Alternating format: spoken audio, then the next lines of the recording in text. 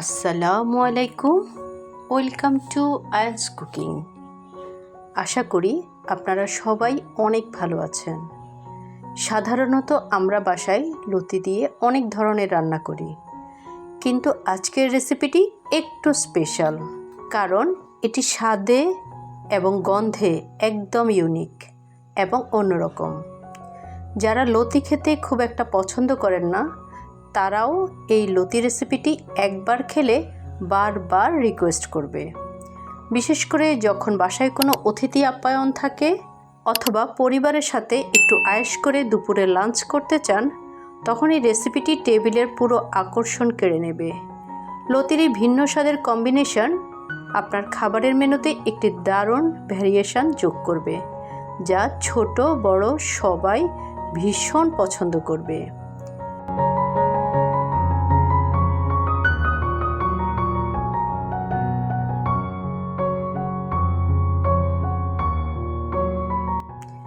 আমাদের এই স্পেশাল লতি তৈরি করার জন্য আমি এখানে হাফ কেজি লতিকে খুব ভালো করে পরিষ্কার করে ছোট ছোট করে কেটে নিয়েছি।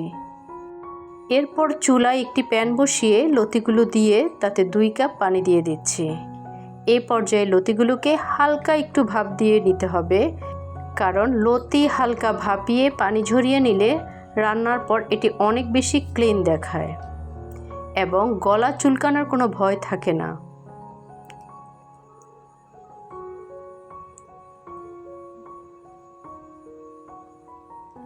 এরপর একটি ছাঁকনিতে লতিগুলো ছেঁকে নিয়ে অন্য একটা প্যানে পর্যাপ্ত পরিমাণে তেল দিয়ে দিচ্ছি। তেলটা গরম হলে এতে 1 কাপ কুচি করে রাখা রসুন এবং 1 কাপ পেঁয়াজ কুচি দিয়ে দিব। রসুন কুচি একটু বেশি দিলে লতির ফ্লেভার অনেক চমৎকার আসে। এর সাথে দিয়ে দিচ্ছি 1 চা চামচ রসুন বাটা। এসব উপকরণগুলো খুব ভালো করে ভেজে নিতে হবে যেন একটি সুন্দর গোল্ডেন রং আসে।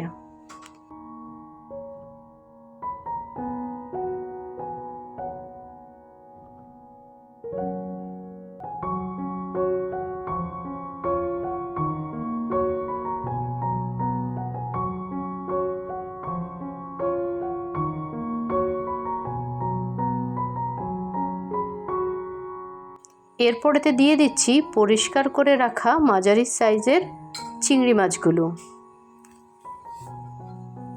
চিংড়ি মাছ এই রেসিপির টেস্ট অনেক গুণ বাড়িয়ে দেয়।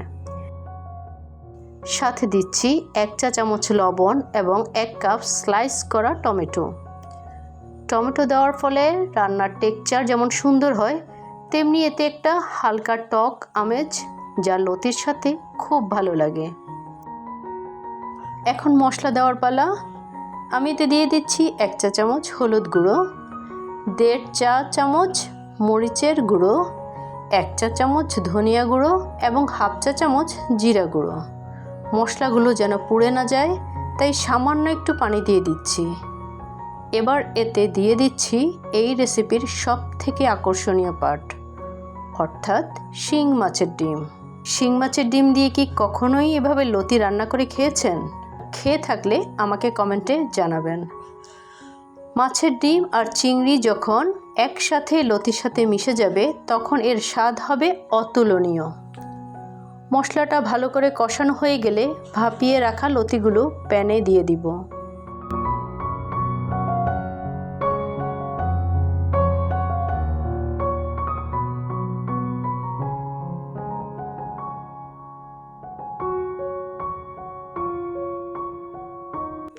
মনে রাখবেন, এ পর্যায়ে আমরা কোনো বাড়তি পানি ব্যবহার করব না। এটি একটি জরুরি টিপস। পানি না দিয়ে লতিগুলোকে মশলার সাথে কিছুক্ষণ কষিয়ে নিতে হবে।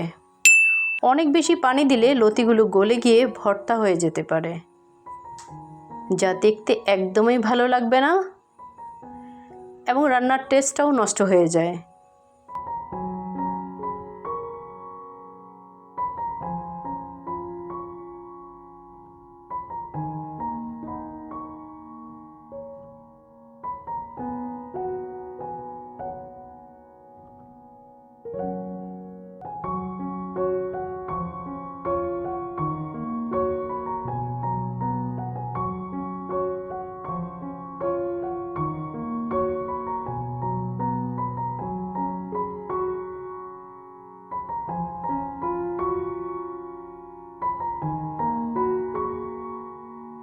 যখন দেখবেন রান্নার তেলটা উপরে উঠে এসেছে তখন বুঝে নিতে হবে রান্নাটা একদম কমপ্লিট।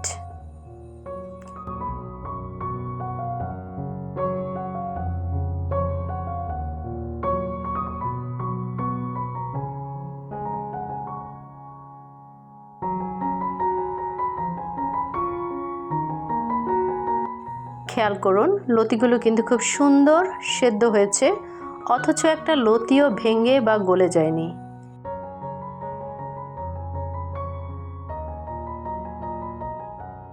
আমার এই রেসিপি ফলো করে রান্না করলে লতি যেমন ঝরঝরে হবে তেমনি এর কালারটাও থাকবে একদম পারফেক্ট। তৈরি হয়ে গেল আমাদের ভিন্ন স্বাদের দারুণ মুখরোচক লতি রেসিপি। এখন এটি সার্ভ করার জন্য একদম তৈরি। আজকের এই ইউনিক রেসিপিটি আপনাদের কেমন লেগেছে তা অবশ্যই কমেন্ট করে জানাবেন। আপনাদের প্রতিটি মন্তব্য আমাকে নতুন নতুন ভিডিও বানাতে উৎসাহ দেয়। যদি ভিডিওটি ভালো লেগে থাকে তবে একটি লাইক দিবেন এবং ফ্রেন্ডস ও ফ্যামিলির সাথে এটি শেয়ার করতে ভুলবেন না।